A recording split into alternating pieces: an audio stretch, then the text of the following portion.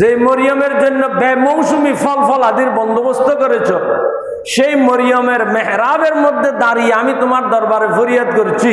এতদিন তিনি নিঃসন্তান ছিলেন, নিশ্চয় সন্তান চেয়েছেন, কিন্তু আল্লাহর ইচ্ছা আল্লাহ দেন নাই। এই আল্লাহর ওলির দরবারে যে আল্লাহর দোয়া কবুল হয়,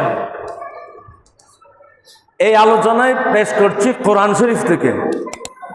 আউলিয়া একরামের দরবারে দোয়া করলে কবুল হয়, আমাদের মূল আলোচ্য বিষয় কিন্তু এটা। এখানে বিষয়টা আছে। এই হযরত জাকারিয়া আলাইহিস সালাম তিনি একজন নবী, মর্যাদাবান নবী। এই জাকারিয়া আলাইহিস সালাম হযরতে মরিয়মের অভিভাবকত্ব গ্রহণ করলেন। হযরতে মরিয়ম মেহরাবের মধ্যে, রিয়াজতের মধ্যে থাকেন, ইবাদতের মধ্যে থাকেন। হযরতে জাকারিয়া আলাইহিস সালাম মাঝে মধ্যে হযরতে মরিয়মের দেখভাল করেন, খোঁজ খবর নেন। সারাদিন ইবাদতে থাকে, মসজিদে আকসার খেদমত করেন, রাত্রিবেলা আবার ঘরে পৌঁছে দেন। এই দায়িত্বগুলি পালন করেন কে? হযরতে জাকারিয়া আলাইহিস সালাম। তিনি যেহেতু অভিভাবক হয়ে গেলেন, হযরতে জাকারিয়া আলাইহিস সালামও নিঃসন্তান ছিলেন, তার কোনো সন্তান সন্ততি ছিল না। যে জাকারিয়া হযরতে মরিয়মের অভিভাবকত্ব নিলেন, সেই জাকারিয়া আলাইহিস সালামের কোনো সন্তান সন্ততি ছিল না, তিনিও নিঃসন্তান ছিলেন। তার বয়স হয়েছে তখন কোনো কোনো বর্ণনায় এসেছে 90 বছর, কোনো কোনো বর্ণনায় এসেছে 99 বছর, কোনো কোনো বর্ণনায় এসেছে 120 বছর। যেটাই হোক, 90 বছর হোক, 99 বছর হোক, অথবা 120 বছর হোক, তো 90 বছর বয়সে তো সন্তান জন্ম দেওয়ার প্রজনন ক্ষমতা তো থাকে না, এটা তো সাধারণ কথা। তো 90 বছর বয়সে কারো সন্তান হয় না সচরাচর। তিনি তো নিরাশই হয়ে গেলেন, 90 বছর বয়স হয়ে গেছে। কোনো কোনো বর্ণনা এসেছে 120 বছর বয়স, তার স্ত্রীর বয়স 80 বছর।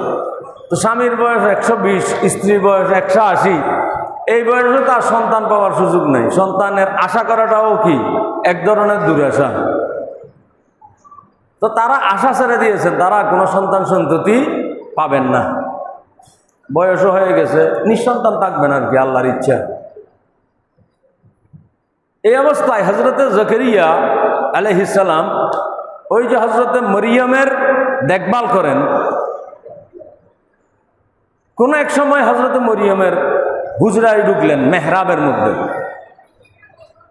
এটা আল্লাহর ভাষায়। আল্লাহ বলছেন, কুল্লামা দাখালা আলাইহা জাকারিয়াল মেহরাবা ওয়াজাদা ইনদাহা রিজকা। হযরতে জাকারিয়া আলাইহিস সালাম যখন হযরতে মরিয়মের মেহরাবের মধ্যে ঢুকলেন, ঢুকে তিনি আশ্চর্য হয়ে গেলেন। ওয়াজাদা ইনদাহা রিজকা, সেখানে ঢুকেই দেখতে পেলেন মরিয়মের সামনে বিভিন্ন বেমৌসুমি সুস্বাদু সুস্বাদু ফল ফলাদি, সুবহানাল্লাহ, যেগুলি মৌসুমি ফল নয়। এক এক মৌসুমে তো এক এক ফল পাওয়া যায়।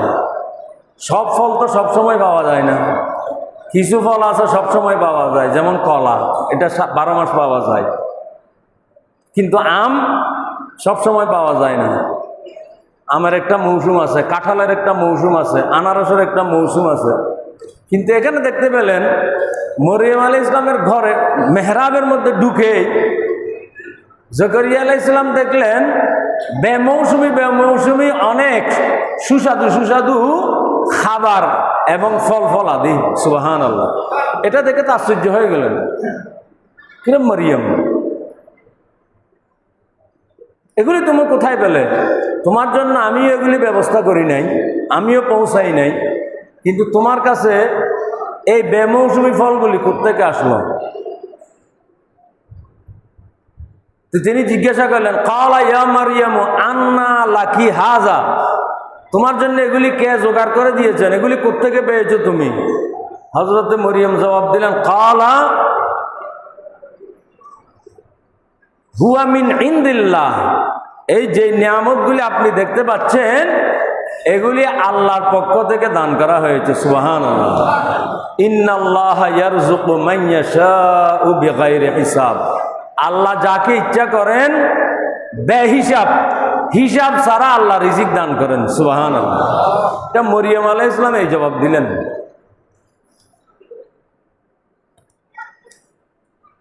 এই মরিয়ম আলাইহিস সালাম নবী ছিলেন না।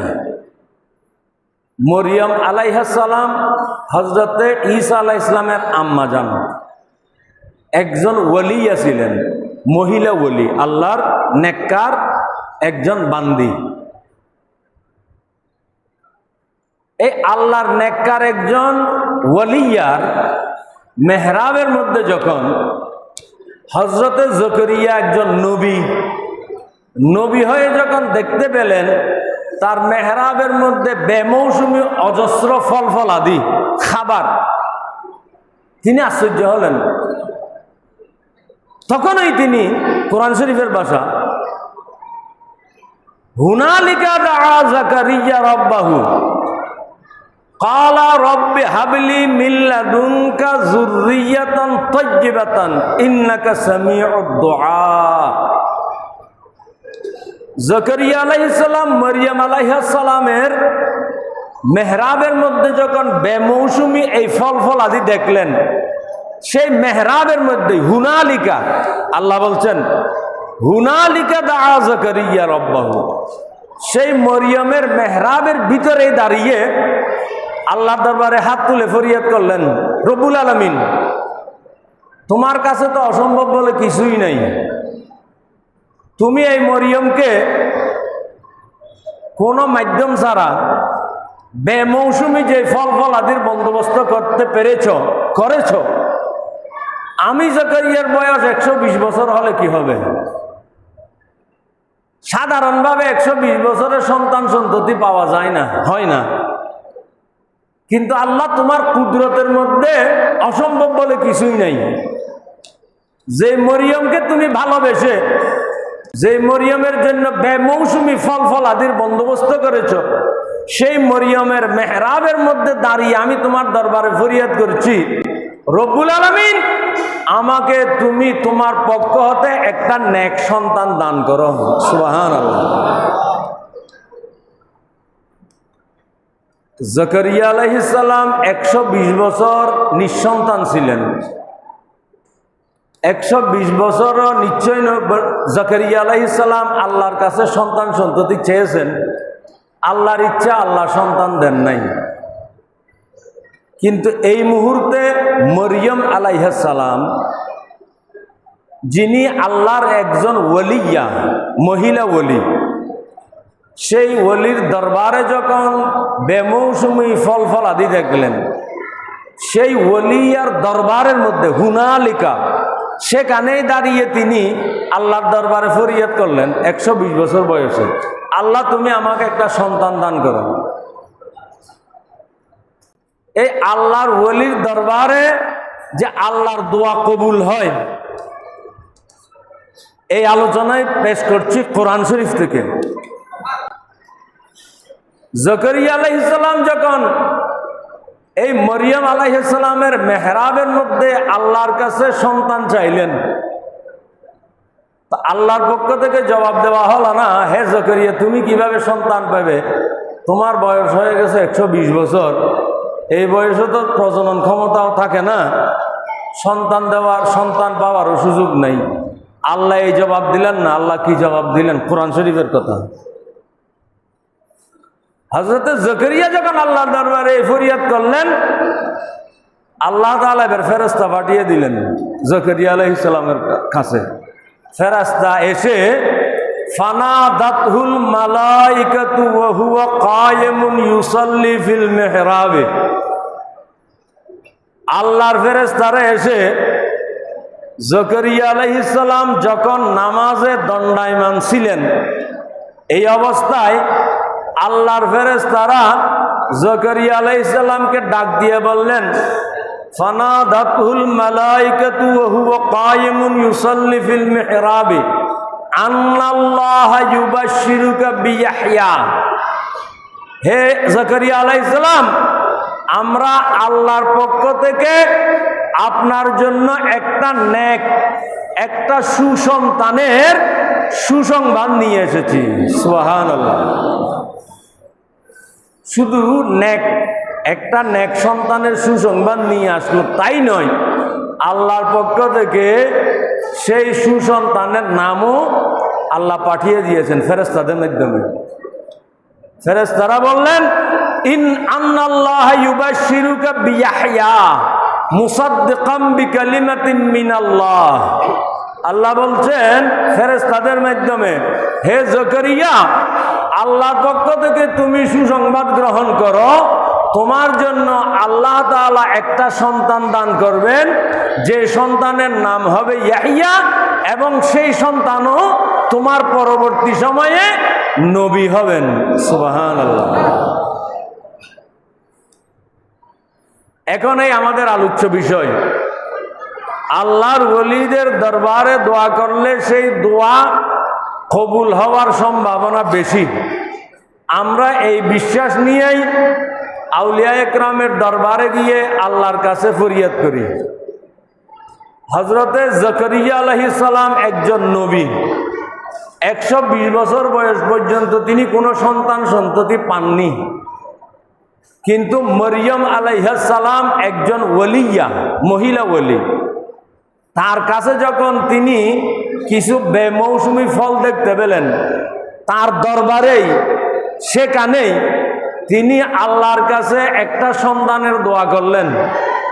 যখন তিনি সেখানেই আল্লাহর দরবারে একটা সন্তানের দোয়া করলেন, সেই মরিয়ম আলাইহিস সালামের মেহরাবের মধ্যেই আল্লাহ তাআলা জাকারিয়া আলাইহিস সালামকে একটা সুসন্তানের সুসংবাদ দিয়েছেন। সুবহানাল্লাহ।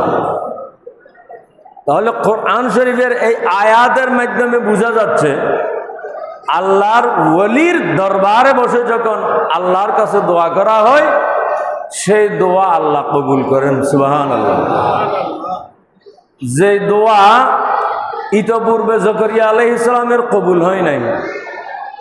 এতদিন তিনি নিঃসন্তান ছিলেন, নিশ্চয় সন্তান চেয়েছেন, কিন্তু আল্লাহর ইচ্ছা আল্লাহ দেন নাই। কিন্তু যখন মরিয়ম আলাইহিস সালামের দরবারের মধ্যে, মেহরাবের মধ্যে যখন দোয়া করলেন, সেই দোয়া আল্লাহর দরবারে কবুল হয়ে গেছে। সুবহানাল্লাহ। আমরাও আলহামদুলিল্লাহ সেই আশা নিয়েই আউলিয়া ইকরামের দরবারে গিয়ে আল্লাহর কাছে ফরিয়াদ করি। সুবহানাল্লাহ। তাহলে আমরা যে আউলিয়া ইকরামের দরবারের সাথে সম্পর্ক রাখি, আউলিয়া ইকরামের সাথে মহব্বত রাখি, এটাও কোনো আমাদের বানোয়াট, আমাদের বানানো কোনো বিশ্বাস আকীদা নয়। এটা আমরা কোরআন শরীফ থেকে গ্রহণ করেছি। আলহামদুলিল্লাহ। আমাদেরকে যারা যে অপবাদ দিতেই থাকুক, তারা অপবাদ দিতে থাকবে, আমরা কোরআন এবং হাদিসের উপর আমল করতে থাকবো। আল্লাহ তৌফিক দান করুন। আমিন।